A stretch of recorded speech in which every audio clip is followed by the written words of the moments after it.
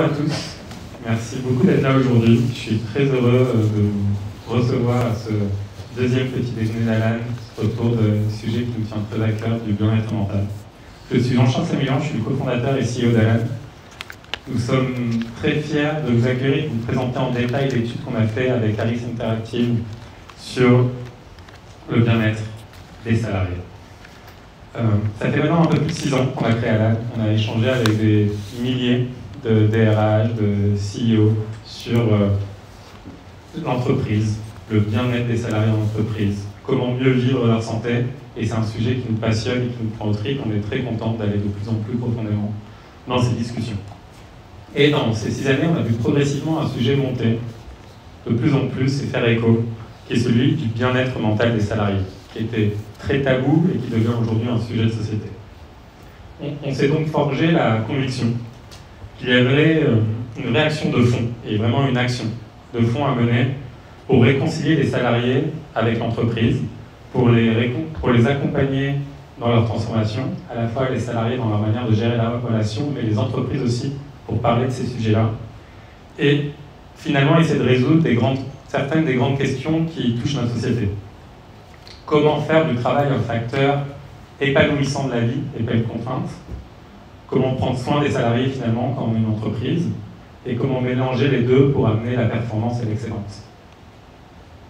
Et c'est bien sûr un défi que nous on rencontre chez Alan depuis le début. On essaye de mélanger bien-être des salariés et hyper-croissance. Donc c'est un sujet qui nous tient très très à cœur, sur lequel on essaie de travailler et d'itérer sur la culture d'entreprise. Essayer de donner de l'autonomie aux salariés, leur laisser gérer leur temps et leur donner les outils et les briques pour qu'ils puissent se connaître et apprendre à mieux gérer toutes ces interactions avec le monde du travail. Tous ces paramètres-là sont au cœur de l'entreprise de demain, à notre sens, et il faut les investir maintenant pour pouvoir continuer à attirer et à obtenir les meilleurs talents. Et chez Alan, nous voulons vraiment agir là-dessus. Agir en portant une voix, en portant des idées, et aussi en construisant des produits et des expériences qui font la différence pour parler de ces sujets-là en interne et pour donner, encore une fois, les clés aux salariés de reprendre le contrôle de leur bien-être mental. Pour bien construire des produits, pour bien innover, il faut aussi comprendre, passer du temps à analyser le monde qui nous entoure. Et c'est un peu le thème d'aujourd'hui, c'est aller profondément dans quelles sont les tendances et les débats que les salariés et les entreprises sont en train de vivre aujourd'hui autour d'un sujet qui a été très difficile de parler dans le passé, qui est celui, encore une fois, du bien-être mental. Et aujourd'hui, on a de la chance d'avoir des praticiens, des experts de cette matière de la ressource humaine, de cette matière du bien-être mental, et une étude assez extraordinaire qu'on a fait avec Harris Interactive. Donc merci beaucoup à tous nos invités d'être là pour discuter de ces sujets-là. Et ce baromètre est donc une des premières briques de cette ambition, et il y aura bien d'autres choses qu'Alan va mener autour d'Alan Mang et de la santé en général, pour parler de bien-être en entreprise. Et donc, le débat, pour nous, est un outil assez extraordinaire pour saisir qu'est-ce qui va être demain, pour le construire ensemble. Et donc, l'idée d'aujourd'hui, c'est vraiment de co-construire quels sont les enjeux des entreprises. Donc, dans ce baromètre, il y a quelques éléments. Un dossier où de nombreux DRH ont répondu présents pour partager des informations, et on vous le partagera à nouveau pour ceux qui ne l'ont pas. Et des tables rondes. On convie des véritables experts, et je vous remercie pour une deuxième fois, parce que c'est vrai qu'on est vraiment très très heureux de vous avoir, des experts du social qui vont parler du sujet sous des angles très différents. Et c'est ça qui est assez passionnant, c'est la convergence de différents métiers, de différents sens autour du bien-être des salariés. Donc j'espère que vous aurez autant de plaisir que moi à les écouter, que ça va être très très intéressant. Je voulais aussi remercier Magali de l'Institut Harris Interactive avec qui on a travaillé sur cette étude, qui est présente avec nous aujourd'hui pour parler de ce baromètre. Et on sait qu'il y a beaucoup de travail avec les législatives en ce moment, donc merci d'avoir pris le temps aussi. Merci à tous, et je vous laisse la place.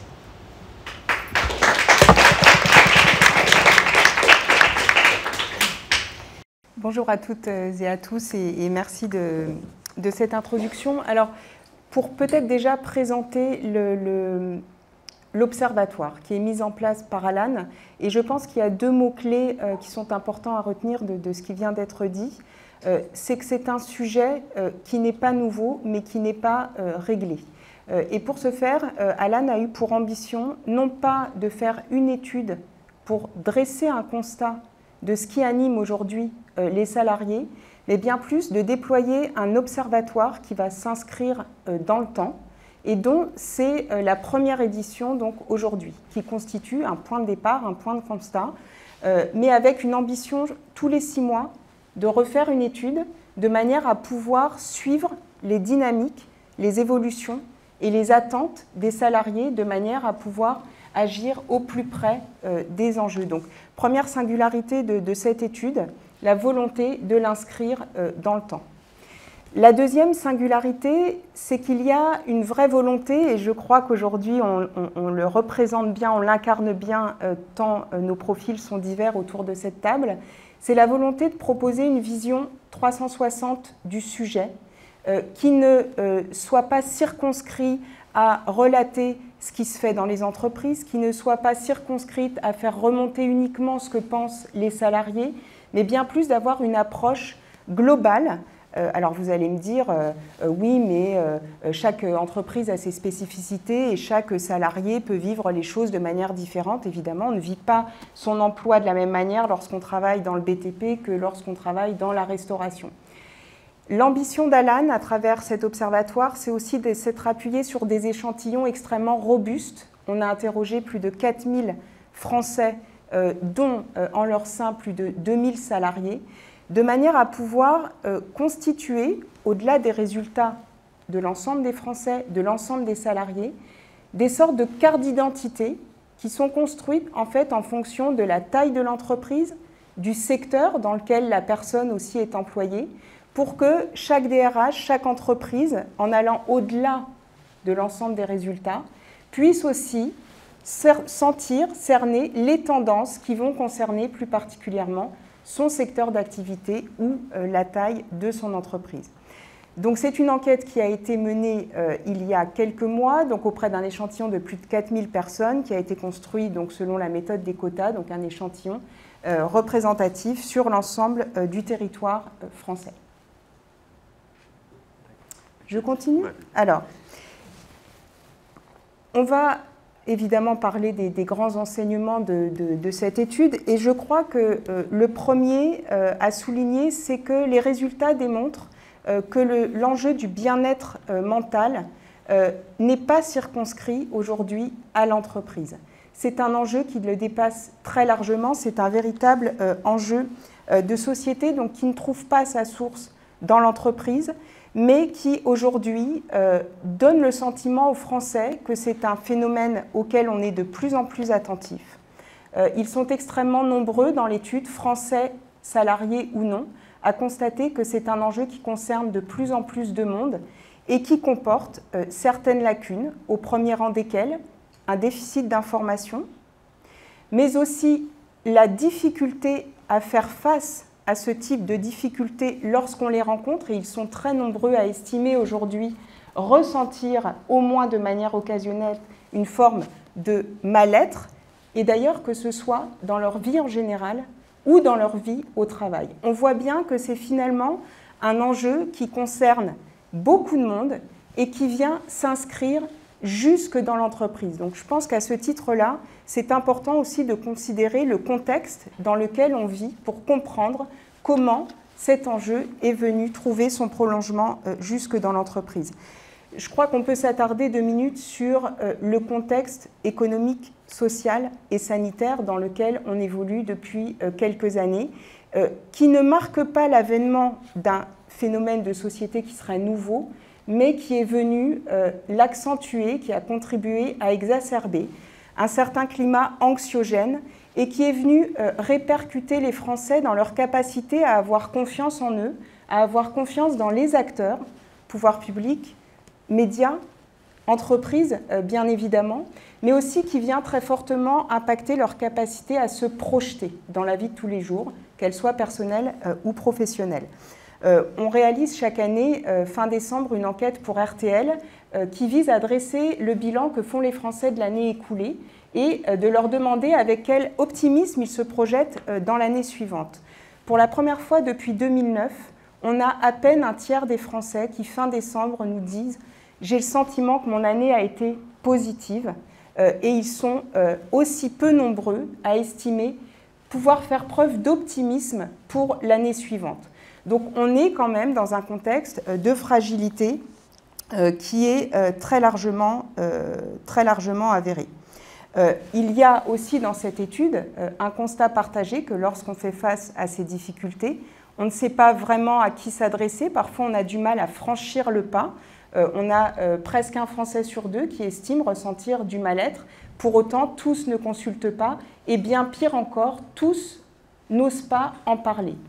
Donc évidemment, quand on plonge plus précisément au sein de l'entreprise, on voit que ces difficultés sont extrêmement fortes et que le pas n'est toujours pas franchi.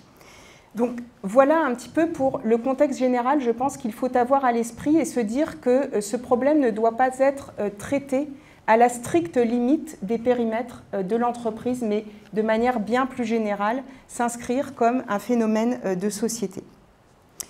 Le deuxième enseignement de cette étude, si on resserre un petit peu la focale au niveau des salariés, on voit que plusieurs difficultés parmi ceux qui nous disent ressentir du mal-être au travail émergent. Et on peut questionner en fait ces points qui sont relevés.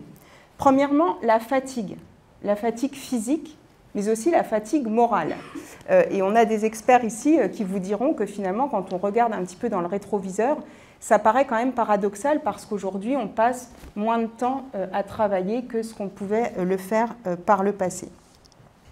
Sur cette fatigue s'ajoute aussi très fortement de la part des salariés interrogés le sentiment d'un manque de reconnaissance. Et on va le voir que ce n'est pas simplement un manque de reconnaissance salariale qui était le vecteur principal jusqu'à il y a une dizaine d'années finalement dans les points d'accroche de satisfaction d'un salarié vis-à-vis de son emploi, le facteur du salaire était extrêmement déterminant. On voit aujourd'hui finalement à travers les enseignements de cette étude que c'est la question du rapport à l'emploi des salariés qui est profondément en train de se modifier et qui implique aujourd'hui qu'on prenne en compte des dimensions qui ne l'étaient pas par le passé. Peut-être avant d'entrer dans le détail, un rappel peut-être de ce qui peut être une forme de singularité française, alors peut-être pas pour le meilleur. Il y a un rapport à l'emploi en France qui est assez singulier si on compare par exemple à des pays voisins comme l'Allemagne ou le Royaume-Uni, où le diplôme constitue toujours aujourd'hui un marqueur social extrêmement fort. C'est-à-dire que dans une entreprise, on a l'idée répandue dans l'opinion que ce diplôme va conditionner un certain nombre de choses par rapport à la relation qu'on va avoir avec son employeur. Il n'y a pas de prise en compte vraiment de la trajectoire et des personnalités, mais cet enjeu du diplôme reste important. Deuxième chose, la peur de l'échec, plus que la valorisation de la réussite.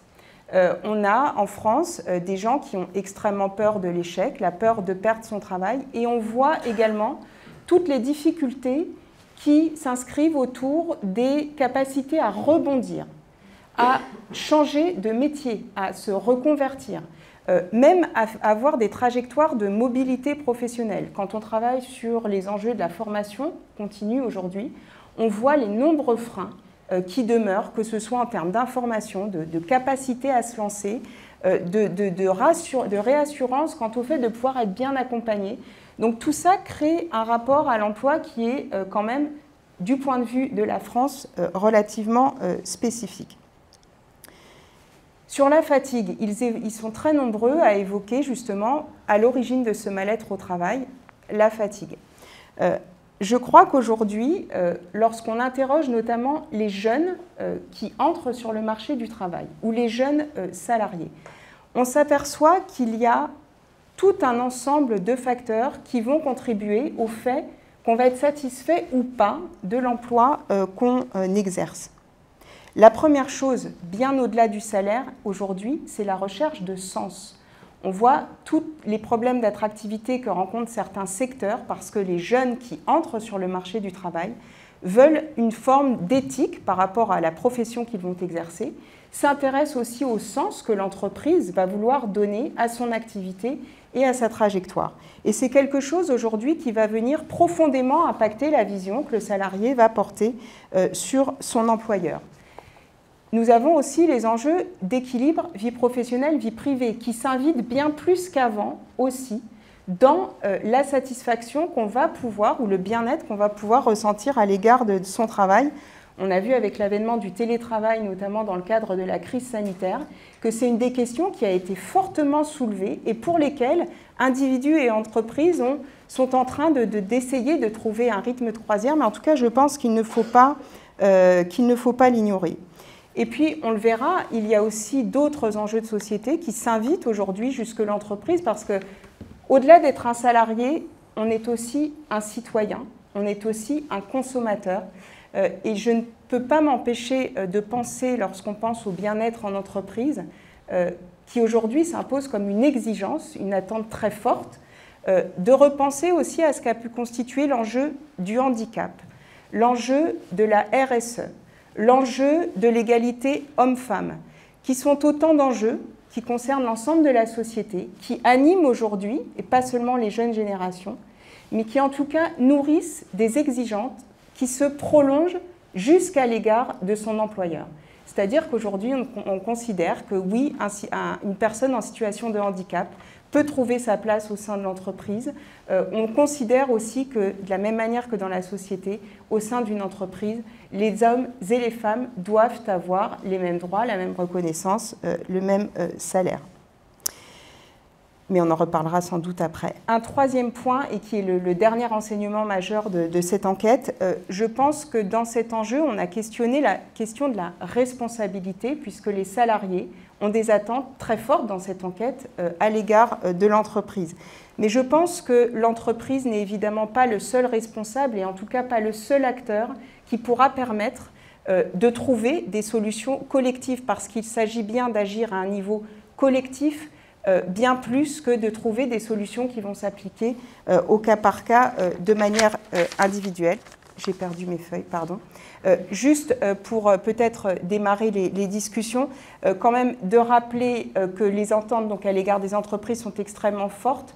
On a interrogé les Français dans le cadre d'une enquête réalisée pour la Mutualité française il y a 2 ans, dans le cadre de l'Observatoire Place de la Santé, sur le thème de la santé mentale.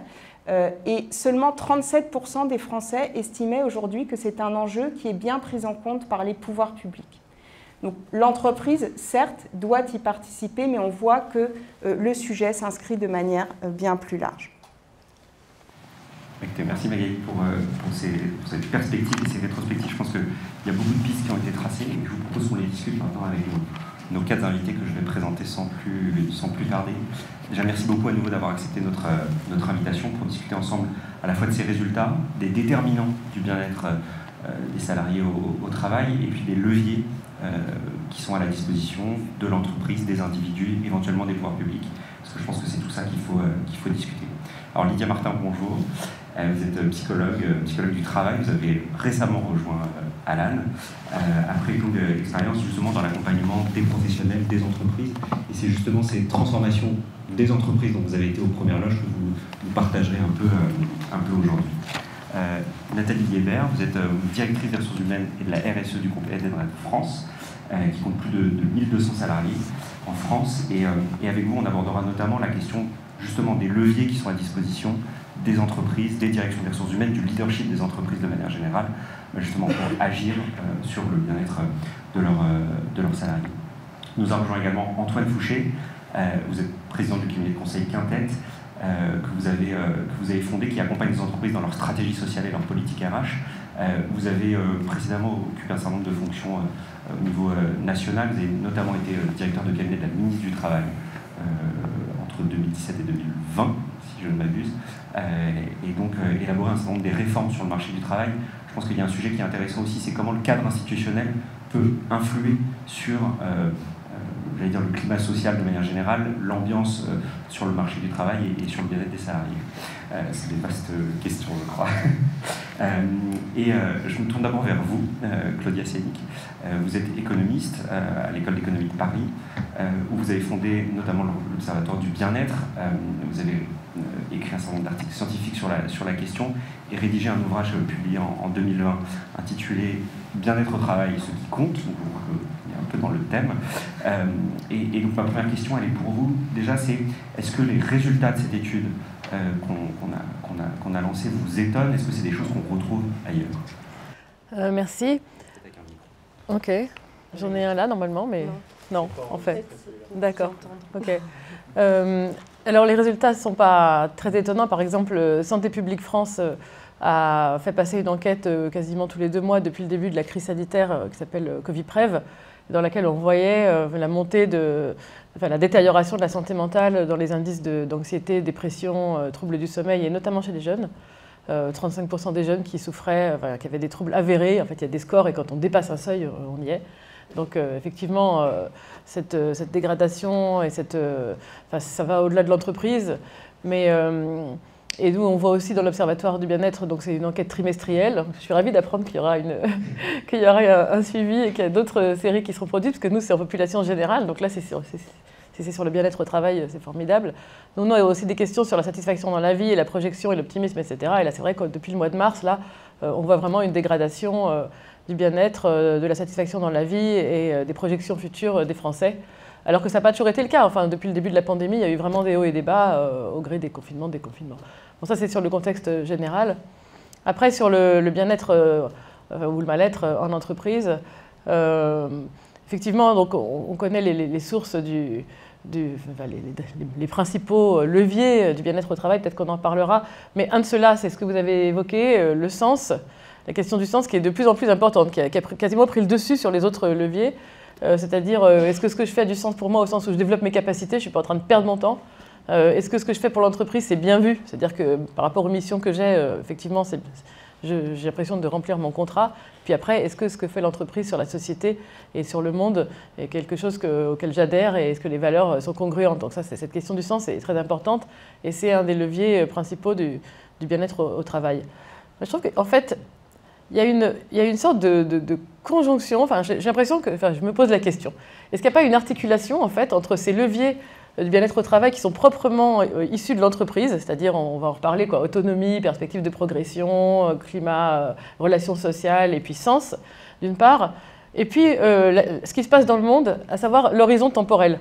Si on a l'impression d'être dans une crise, une période de crise, la guerre en Ukraine, le réchauffement climatique surtout, et puis bon, les pandémies, ça donne à beaucoup de gens, surtout dans la nouvelle génération, on le voit, on le mesure, l'impression pour beaucoup de gens qu'il n'y a plus d'horizon, il n'y a plus d'avenir. En fait, l'avenir est très très incertain, voire il n'y en a pas. Et donc, en fait, le travail, c'est certes un motif d'épanouissement, certes une source de sens, mais c'est aussi un peu un sacrifice. C'est aussi un peu quand même du temps qu'on passe en vue d'autres choses, en partie. Donc, ce sacrifice, il est issu d'une sorte de raisonnement intertemporel. Aujourd'hui, je travaille pour que demain, j'épargne, je me projette, etc. etc. S'il n'y a plus d'horizon temporel, tout ce calcul intertemporel, en fait, il s'effondre. Et donc, du coup, la question du sens, elle devient encore plus importante. C'est-à-dire que c'est immédiat. C'est aujourd'hui que le travail doit avoir du sens, parce que de toute façon, demain, je ne sais même pas si ça va exister. Voilà. Et donc, j'ai l'impression qu'en fait, la question écologique, en fait, et la question du travail, donc la question très générale dont vous parliez, c'est-à-dire au-delà de l'entreprise, et puis ce qui se passe dans l'entreprise, ça se rejoint aujourd'hui dans l'esprit des salariés, et surtout les plus jeunes, je pense, pour rendre cette question du sens plus importante. Et quand les réponses ne sont pas satisfaisantes ou ne sont pas rassurantes ou il n'y en a pas, du coup, il y a une perte de sens. Et puis c'est peut-être ça qu'on voit dans The Great Resignation là, ou The Great Turning Point. Voilà. Donc, ça me donne envie de ne pas du tout suivre l'ordre des questions que j'avais prévues initialement et de rebondir directement là-dessus. Et peut-être pour vous, Nathalie Hébert, est-ce que justement cette grande démission, Great Resignation, c'est chez les DRH quelque chose qui... est-ce qu'on en voit les frémissements en France? On a des chiffres où les gens nous disent on a envie de quitter notre emploi. Il y a ce dont vient de parler Claudia Sénic. Est-ce que dans les faits, en tant que DRH, dans les réseaux de DRH, c'est un sujet qu'on se pose? Et puis, pareil, effectivement, en entreprise, vous, est-ce que cette espèce de mal-être qu'on voit dans les chiffres agrégés, vous le constatez, pas forcément chez vous, mais ailleurs? Merci, bonjour à tous.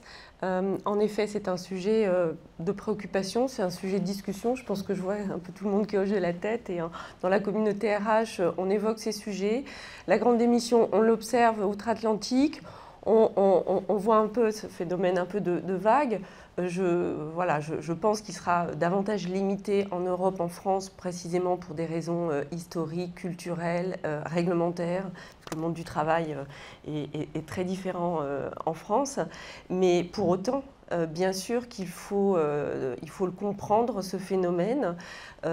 On observe, post-Covid, un phénomène d'aspiration, de départ qui se traduit par une montée des départs. Est-ce que c'est conjoncturel parce qu'il y a un effet report? Vous devez l'observer aussi, hein, de personnes qui sont restées dans l'entreprise le temps du confinement et puis qui ont différé leur mobilité, leur départ. Et puis évidemment, il y a un phénomène de fond qui nous interroge et qui nous oblige à comprendre et effectivement à répondre à ce que vous avez évoqué, qui est extrêmement bien traduit au travers de l'enquête, la quête de sens.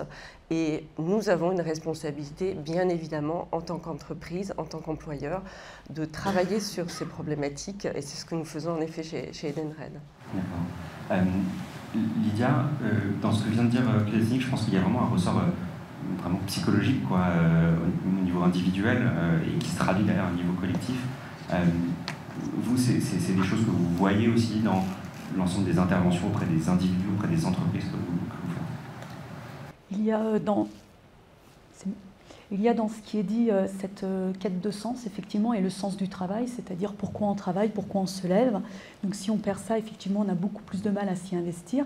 Et quelque chose qui est très important, et je pense qu'effectivement, tout ce que l'on a vécu a recentré cette question de finalement, quelles sont les marges de manœuvre que j'ai dans mon travail pour pouvoir justement me faire plaisir. C'est-à-dire que cette question de plaisir et non plus de souffrance, elle est devenue doublement centrale avec cette opportunité de se dire est-ce que je peux agir sur mon environnement et en faire autre chose que ce qu'on me demande d'en faire. Et si on n'a pas ça, effectivement, ça amène à cette grande démission dont vous parlez, parce qu'il y a aussi beaucoup d'opportunités par ailleurs. Pour dernière réaction à l'étude, peut-être en changeant un peu la focale, j'ai dit en introduction, en tant que touché, vous avez exercé des responsabilités notamment politiques, en tout cas de design des politiques publiques. Est-ce que cette question du bien-être au travail, de comment se sentent les salariés au travail, quand on réfléchit aux politiques publiques en matière d'emploi et de travail, est-ce que c'est des indicateurs que les politiques publiques, que les décideurs ont en tête et sur lesquels on essaye d'influer? Honnêtement, c'est pas central.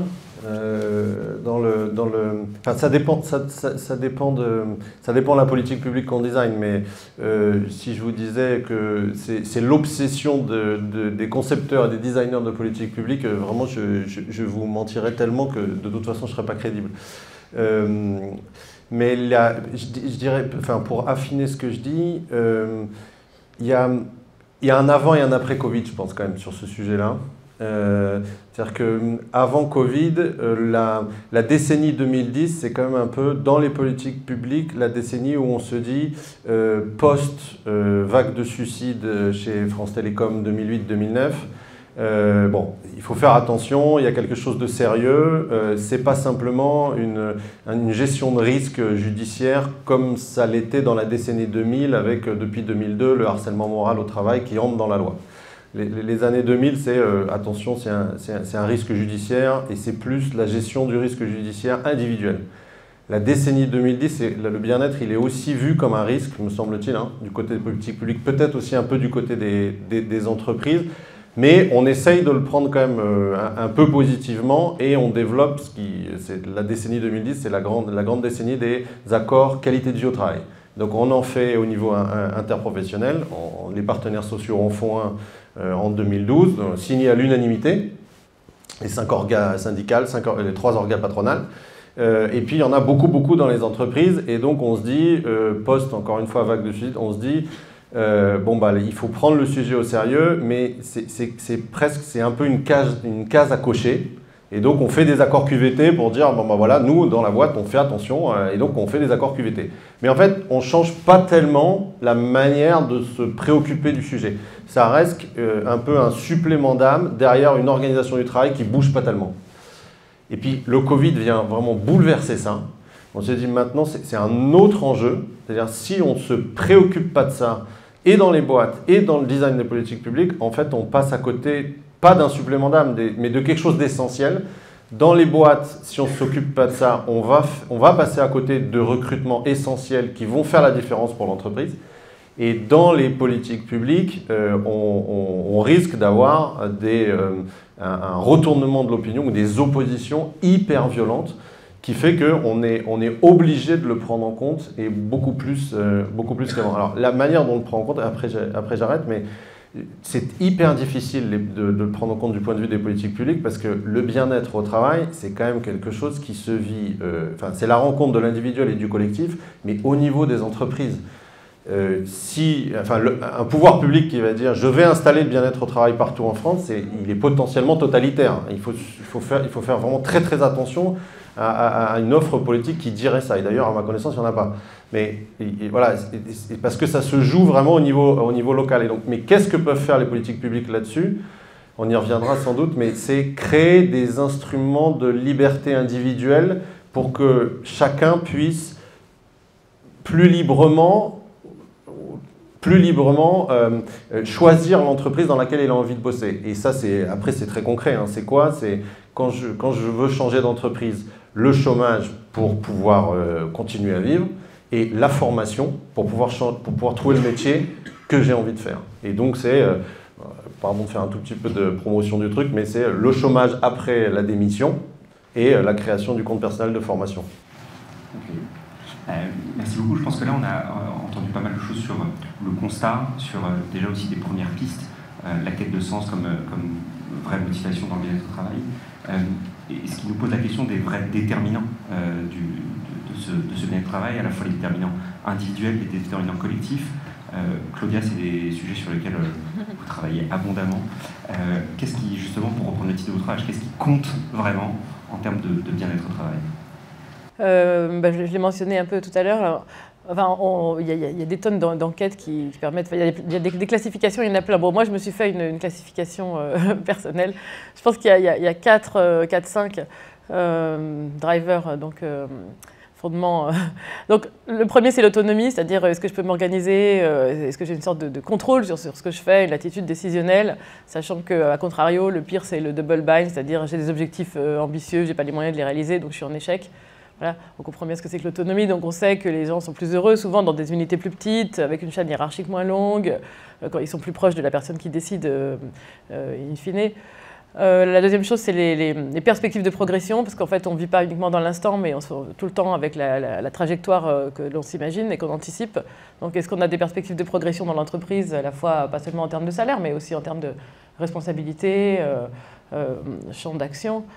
La troisième chose, c'est ce que nous on appellerait le capital social, c'est-à-dire les relations avec les autres qu'on construit et on construit des relations de confiance au cours du temps. C'est un capital qui s'accumule à force par expérience, par apprentissage. Est-ce qu'il y a des gens sur qui je peux compter, à qui je peux demander de l'aide? Est-ce qu'il y a des gens qui me demandent de l'aide? Est-ce que je me sens incluse dans la prise de décision? Ou bien est-ce que j'arrive à une réunion et on m'annonce qu'il y a une réorg et que je n'étais pas au courant? Et là, je ne me sens pas bien. Donc ça, c'est les relations interpersonnelles.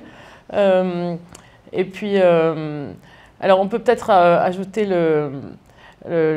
parfois la manière dont les rémunérations sont décidées, enfin, la répartition des rémunérations, les inégalités, les comparaisons, c'est-à-dire est-ce qu'il y a beaucoup de...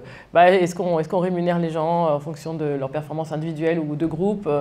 On sait que les comparaisons, ça joue beaucoup. Ça peut jouer en positif ou en négatif. Ça peut jouer dans le sens de l'envie, c'est-à-dire quelqu'un fait le même métier que moi, il est mieux payé, mais pourquoi? Ou alors au contraire, quelqu'un est beaucoup plus avancé dans la carrière, il est mieux payé, tant mieux, parce qu'un jour j'y serai aussi. Donc je pense que ça, ce sont les drivers principaux. Je ne sais pas si j'en ai oublié. Et ça, je pense que c'est ce qui ressort notamment de la littérature, d'enquête. Ah oui, ce que je voulais juste dire, en fait, à propos de ce qui compte, c'est qu'en fait, on peut quantifier, parce que tout ça, on le sait, mais donc il y a des enquêtes qui sont faites en population, enfin, d'entreprises générales, l'enquête réponse de la DARES, l'enquête européenne sur les conditions de travail, l'enquête comme ça. Et donc, où il y a à peu près 10 employés par entreprise, et puis aussi des gens du côté de direction. Donc, on peut un peu quantifier. Donc, on peut d'estimer une sorte d'équation de bien-être au travail. Donc, du côté de l'égalité, on met ce que disent les gens. Est-ce que je suis heureux dans mon travail? Est-ce que je suis satisfait de mon travail? Puis, de l'autre côté, on met tout ce qu'on peut mesurer. Et donc, on peut calculer des équivalents salaires. Donc, quelqu'un qui dit qu'il est très motivé par son entreprise ou son organisation, plus que la moyenne dans sa boîte, en fait, ça a le même effet sur sa satisfaction au travail que si on lui avait doublé son salaire. Voilà. Même chose pour les perspectives de progression, même chose pour ce qu'il dit sur les relations dans l'entreprise. A contrario, la chose qui est vraiment terrible, c'est d'avoir l'impression que son travail met sa santé en danger. physique ou mentale, et aussi d'avoir peur de perdre son job.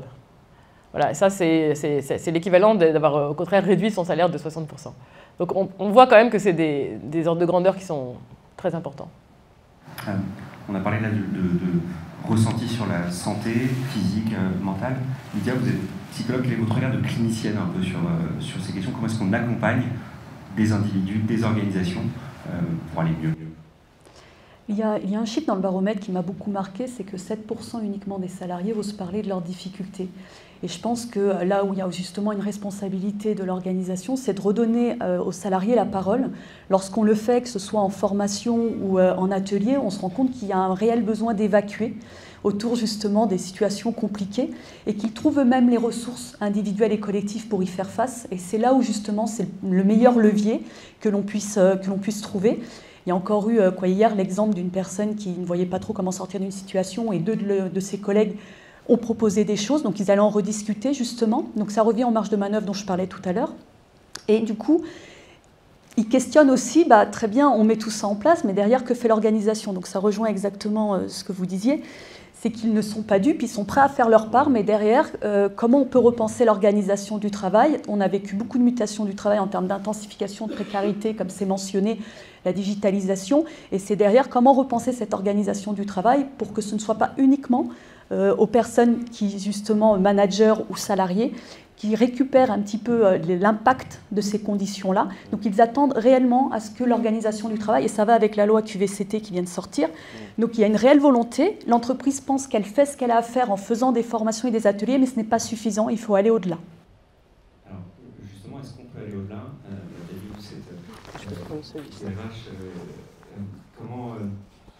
Comment est-ce que l'entreprise peut jouer sur ces leviers? Alors, je partage vraiment, évidemment, cette analyse. Et en fait, les leviers, on les a, et ils sont tant au niveau individuel que collectif. Et alors, je peux partager l'expérience d'Edenred, puisque ce que je trouve intéressant, c'est que nous avons mis en place un dispositif de santé au travail qui permet d'adresser le sujet individuel. Nous avons une infirmière sur site, une assistante sociale et une personne en charge de la politique santé, handicap, inclusion. Et tous ces sujets-là peuvent être adressés de manière individuelle. Le collaborateur, c'est qu'il peut, en toute confiance, parler de ses problématiques. C'est déjà un élément extrêmement important, puisqu'effectivement, vous le disiez, il y a des freins, il y a des craintes qui génèrent une souffrance, etc. Et puis de manière collective, et là vraiment, je pense que bon nombre de vous le faites déjà, mais je vous invite à créer ces espaces d'expression, de parole, de manière à ce que ce ne soit plus un sujet tabou, qu'on puisse parler librement de cette pandémie, des effets sur le monde du travail, de cette intensification des tâches, et qu'ensuite, de manière collective, au sein des services, au sein de l'organisation, on trouve des solutions ensemble. Ça peut être des espaces, des ateliers de travail, de co-construction, etc., pour trouver ensemble des solutions. Et ensuite, de les mettre en œuvre. Il ne faut pas être dogmatique sur le sujet, on ne peut pas tout régler comme ça, mais la première étape, c'est de pouvoir en parler, d'accepter de dire on n'a pas toutes les solutions aujourd'hui, mais d'avoir ces lieux d'échange, et puis de donner cette perspective, cette dynamique et ce sens pour que chacun retrouve sa place, effectivement, et se sente bien. Alors je fais un peu la différence entre être heureux et être bien. Le bien-être, c'est être bien dans son travail. C'est déjà pas mal quand même. C'est déjà pas mal. Vous avez partagé l'expérience de votre entreprise. Antoine, vous accompagnez un certain nombre d'entreprises dans vos fonctions. Est-ce que justement la question d'agir sur ces leviers, est-ce que la préoccupation du bien-être au travail, elle se diffuse, je ne veux pas dire généralise, mais est-ce qu'elle se diffuse et est-ce que les entreprises essaient justement de s'en saisir? De plus en plus, oui, je pense. Pas par philanthropisme, mais vraiment parce que je pense qu'elles réalisent de plus en plus que si elles n'adressent pas cette question-là, elles passeront à côté d'opportunités de recrutement. Et parmi les meilleurs talents, pas uniquement les meilleurs talents, mais parmi les meilleurs talents, ils iront voir ailleurs. Parce que la question du sens, elle est centrale et et c'est pas un effet de mode. C'est vraiment là pour cette question du sens, elle est vraiment là pour durer. Et donc, moi j'ai l'impression, quitte à simplifier un peu, mais il y a 3 catégories un peu d'entreprises dans celles qu'on fréquente là-dessus et qu'on n'accompagne pas forcément d'ailleurs sur ces sujets-là, hein, mais il y a les entreprises qui ont vraiment pris le sujet à cœur et qui considèrent que maintenant le bien-être au travail c'est un sujet d'organisation qui doit être pensé comme étant stratégique. C'est un peu comme la transition énergétique, c'est-à-dire soit vous faites votre business plan et après vous voyez comment est-ce que vous pouvez le rendre compatible avec l'empreinte carbone, soit vous intégrez la réduction de l'empreinte carbone dans le business plan. Le bien-être au travail, c'est exactement la même chose. Soit vous pensez votre organisation du travail pour être le plus efficace possible et après vous regardez comment est-ce qu'on peut faire quand même un peu de QVT de bien-être au travail. Soit le bien-être au travail est intégré dès le départ dans une organisation performante et du coup, il est placé au bon niveau. Donc il y a les boîtes qui font ça et qui ont vraiment intégré. Je pense que c'est quand même une minorité et en général, c'est plutôt des boîtes, enfin, je vais être un peu politiquement incorrect, mais plutôt des boîtes récentes. Voilà. Ensuite, il y a des entreprises qui considèrent que c'est important, mais qui sont toujours un peu dans faut cocher la case pour être une boîte performante. Et donc, dans ces entreprises-là, en fait, il faut être bien, mais parce que c'est important d'être bien pour être performant. Enfin, ce que je veux dire par là, c'est que être bien, ça fait partie des choses qu'il faut être pour être un bon manager. Mais c'est une injonction au bien-être. Ce n'est pas quelque chose qu'on crée pour que les gens se sentent bien. C'est le bon manager, il est bien. Donc, il faut être bien. Voilà. Ça fait, donc, du coup, en fait, c'est assez bancal. Parce que c'est un peu contradictoire dans les termes, évidemment, cette injonction bien-être. Et puis, il y a une petite minorité d'entreprises qui considèrent encore que c'est intrusif de s'occuper de ça, que la question du bien-être, c'est d'abord une question individuelle, et que donc, ce qu'il faut, c'est faire en sorte que les gens puissent s'épanouir dans l'entreprise, mais surtout qu'il n'y ait pas de dommages dans l'organisation du travail, évidemment, mais que c'est d'abord aux personnes à s'occuper de leur bien-être et que donc l'entreprise, ce qu'il faut, c'est qu'elle crée les conditions, mais pas qu'elle s'occupe du bien-être des salariés, parce qu'encore une fois, c'est intrusif et donc c'est quelque chose auquel l'entreprise c'est pas qu'elle ne veut pas, c'est qu'elle ne doit pas. C'est une posture éthique, mais qui est différente. Moi, je vois à peu près ces 3 catégories d'entreprises. En vous écoutant, j'ai une autre question qui me vient, et peut-être pour prendre le contre-pied de ce que vous dites, c'est-à-dire c'est en train de devenir, c'est pas un effet de mode, c'est quelque chose de durable. Est-ce qu'aujourd'hui, on ne se pose pas la question du bien-être des salariés parce que le rapport de force sur le marché du travail peut-être change un peu et qu'on se pose la question parce qu'on est à 7% de taux de chômage, mais qu'à 12 ou 13%, la question elle se pose moins parce que l'enjeu c'est d'avoir un boulot. Et peut-être d'ailleurs les taux de chômage sont tellement différents entre diplômés et non diplômés que peut-être une différence on se soucie du bien-être des cadres, peut-être pas des moins qualifiés. Et est-ce que on n'est pas... Il y a des incertitudes économiques, est-ce que dans 6 mois, est-ce que dans 1 an on en parlera encore? Je ne sais pas si c'est pour Antoine ou pour Claudia en tant qu'économiste. C'est sûr qu'en fait, cette thématique du bien-être, elle est vraiment rentrée dans les esprits depuis un certain temps maintenant. En fait, il y a eu le rapport Stiglitz-Fitoussi qui avait été demandé déjà du temps du président Sarkozy, avec l'idée de mesurer autre chose que juste les choses quantitatives, enfin l'idée d'objectiver le subjectif. Donc le bien-être, c'était important. Et bon, enfin, depuis le temps que je travaille sur ce sujet, je vois que c'est vraiment rentré dans la pensée un peu mainstream. Et donc, si c'est important et si c'est une demande du côté des salariés, effectivement, ça rentre dans le rapport de force.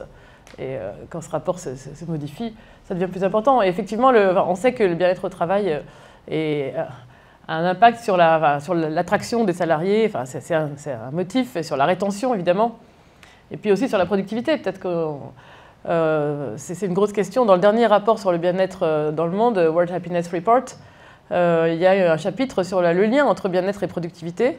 Donc, je ne sais pas si c'est mis en amont ou au milieu ou à la fin, mais en tout cas, il y a un lien. Donc, c'est un lien qu'on peut observer comme ça, comme une corrélation. C'est-à-dire que les gens qui sont plus, qui se sentent bien, sont plus coopératifs, plus innovants, dans les négociations, ils connaissent plus de succès.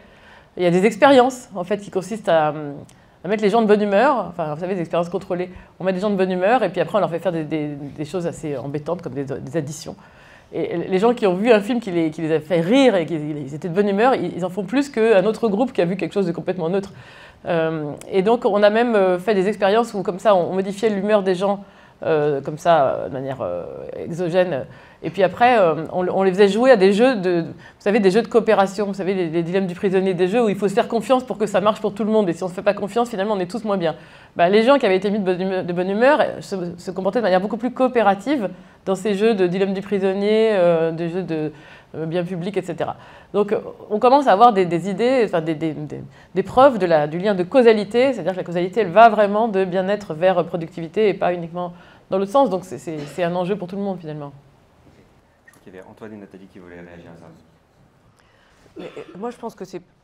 Alors, ça, oui, bien sûr, le lien est fait et c'est pas non plus voilà, un gros mot que de dire qu'il y a un enjeu pour l'entreprise que de travailler sur le bien-être puisque on agit sur la performance. Et là, je prends ma casquette de DRH, utilisons cela. Et je parle aussi pour la communauté des DRH, la NDRH, emparons-nous de ce sujet puisqu'il y a un enjeu et qu'on peut donc avoir une approche ROI sur les projets que l'on veut mener, puisque derrière, il y a aussi parfois une problématique de moyens pour mettre en place des dispositifs, etc. Et donc, au lieu de montrer que ça a un coût, au contraire, présentons-le comme un enjeu financier de développement durable pour l'entreprise. Donc, on a tout un champ et on a un certain nombre de leviers, on va peut-être en parler pour le faire. C'était juste pour prolonger la réponse sur est-ce que c'est conjoncturel ou structurel, cette attention des boîtes au bien-être au travail. Je pense que c'est profondément structurel et pas conjoncturel pour la raison qu'a développée Claudia au départ dans la première intervention, quand elle a campé le décor du régime de sens de notre époque. Et si cette analyse-là est juste, et à mon avis elle est très juste, c'est là pour durer. C'est-à-dire pour le redire très, très rapidement, mais avec d'autres mots, on est, nous, notre génération, si je me rajeunis un tout petit peu par rapport à l'auditoire, on est dans un régime de sens collectif qui n'était pas celui de nos parents ni de nos grands-parents, mais qui sera sans doute quand même celui de nos enfants. C'est-à-dire qu'il y a toujours eu ce qui donne sens à la vie, c'est évidemment toujours le privé, mais le régime de sens collectif, d'engagement, qu'est-ce qui fait sens dans notre action au-delà de la famille, ça a été pris en charge très longtemps par la religion. Ensuite, ça a été pris en charge par la politique. Ce qui changeait la vie, c'était la politique. Et maintenant, notre génération ne croit plus du tout, ou plus beaucoup du tout, à ça. Et donc, du coup, cette demande de sens, elle se rapatrie dans l'entreprise. Et c'est plus dans l'action au quotidien. Et c'est pour ça, je pense, qu'on a une exigence de sens vis-à-vis de l'entreprise qui n'était pas sans doute celle de nos parents, parce que ce qui donnait sens à l'action publique, un peu pour le dire de façon très simple, pour changer le monde, c'était l'action politique ou l'action syndicale. Mais maintenant, on n'y croit plus, parce qu'on a aussi été instruit par l'histoire.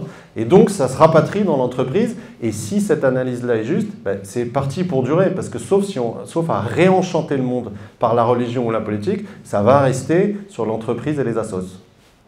Et bon courage pour les boîtes pour gérer ça. Moi, juste 2 mots sur la question du bien-être. Quand une entreprise se dédouane aussi de cette question-là, c'est une façon de dire c'est un problème individuel. Et on entend beaucoup parler de oui, mais cette personne est fragile, cette personne est vulnérable. C'est une façon réellement de mettre ça à l'extérieur et du coup de ne pas réintégrer en quoi le travail peut aussi accentuer un mal-être et en quoi justement le travail n'est pas une ressource pour permettre à certaines personnes qui rencontrent des difficultés en parallèle pour faire face à ces situations-là. Et ça, c'est une vraie question, justement, que l'on retrouve lorsqu'on remet le débat du travail entre les mains des professionnels. Donc, ça me semble important. Je pense que vos interventions, elles posent effectivement la question derrière de comment on fait, si on place nos espoirs dans l'entreprise et s'il y a un enjeu d'action collective. Justement, et vous parliez à l'instant, Nathalie, des leviers. Justement, quels sont-ils, quelle action on met en place pour travailler dessus? Alors, des leviers, en effet, il y en a plusieurs et je pense qu'ils se situent à différents niveaux. Et pour reprendre un peu les thématiques que vous évoquiez, sur l'autonomie, travaillons avec le management. Le rôle du manager est critique et crucial. Son propre rôle et sa relation à lui-même par rapport à l'évolution du monde du travail, elle est fondamentale. Donc accompagner, travailler aujourd'hui et revoir les programmes de développement de nos managers, ça me paraît essentiel. Travail hybride, nouvelles relations interpersonnelles, etc. Donc c'est un premier levier. Il y a un deuxième levier par rapport aux perspectives, c'est effectivement de construire des programmes, des carrières paths, vraiment des perspectives de carrière, quelle que soit la taille de l'entreprise. Ce n'est pas forcément une usine à gaz à mettre en place, au contraire des choses très simples, mais simplement pour pouvoir donner la perspective, attirer parfois des talents grâce à cela, à l'image que vous avez donnée, mais aussi le faire en vrai. Après, il y avait le levier du capital social.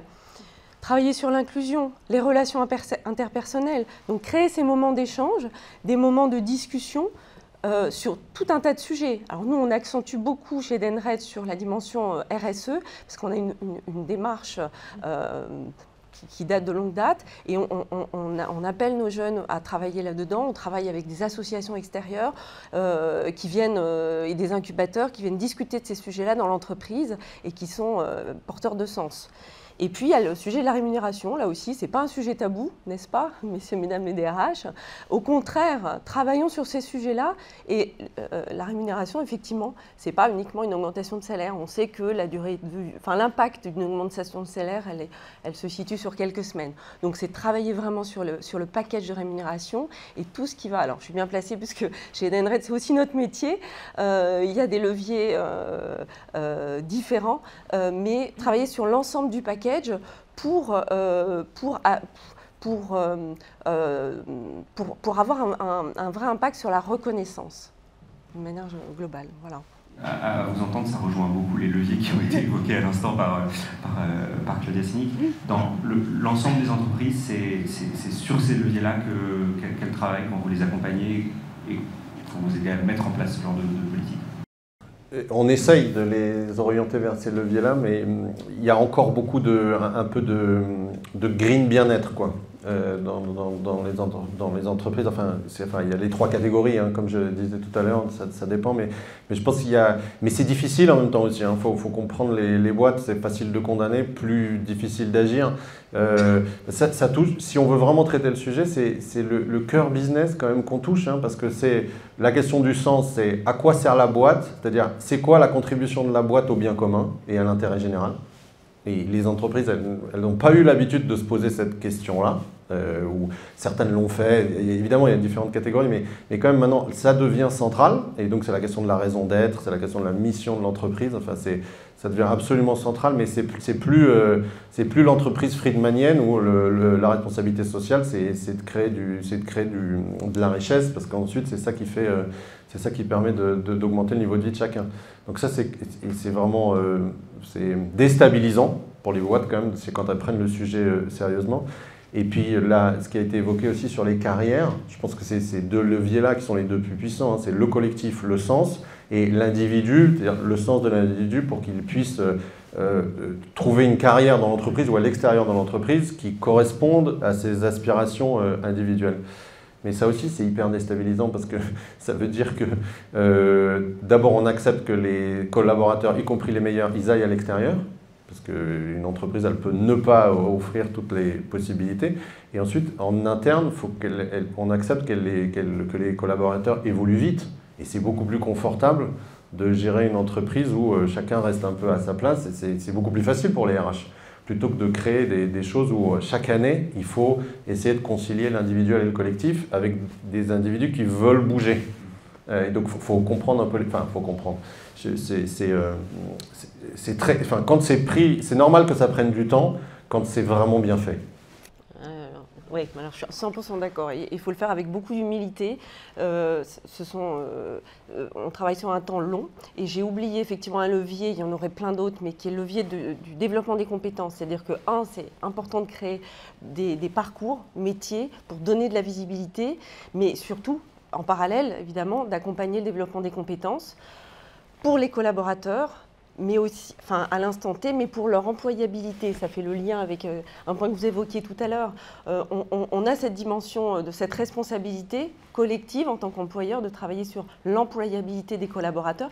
Et curieusement, les études montrent que quand vous le faites, eh bien, les collaborateurs restent plus longtemps dans l'entreprise. Donc il y a un double intérêt à le faire. Je pense que c'est sur ces mots-là qu'on va conclure notre table ronde. Je pense qu'il y a encore énormément de choses à dire et il y a beaucoup de choses qui ont été dites.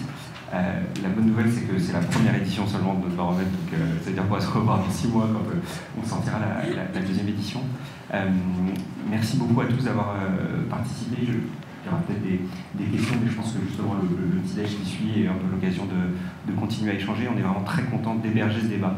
Nous, chez Alan, de lancer, de l'appliquer aussi un peu au quotidien, parce que beaucoup de choses que vous avez été dites correspondent à des choses sur notre culture d'entreprise, sur l'autonomie, sur les perspectives et tout ça. Donc voilà, on est vraiment très heureux de vous avoir accueillis et d'avoir abrité ces échanges. Merci. Merci à vous. Merci.